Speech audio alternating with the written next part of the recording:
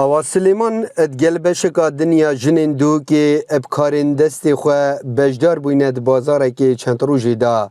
حتی کو بشین دهاته که بخواه پیدا بکن. ادگل آماده کارین جشن سر سالانوی 2024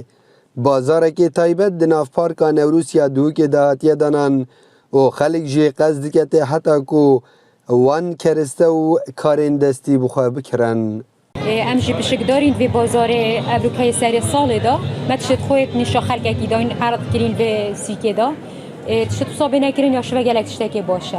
نه خراب الحمدلله حتی راده کی باشه کاری مخری دستی بخویا یعنی دستی ما بخویا چه دید نافدانینم همین شول دستی همه راستی چه هندی بینه کی نهر باشه لکن خیر و فقیر وجارت ده بید یا ملتی ده بید بو مبخوا باش بید.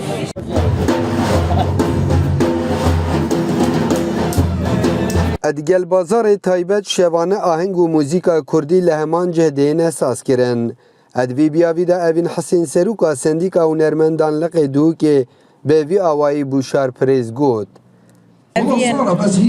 هات ناصر سالانی 2024 کی بید که 2024 سال که خیر و خوشی بیدن بجداریا چند هنرمندا روزانه آهنگ و کیف خوشی تیتا کرن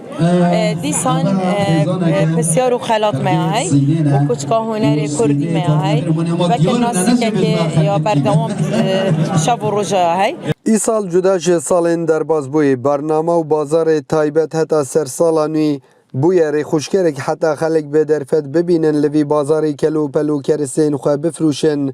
و افجه جی ببیت جه سرنجا گشتیاران.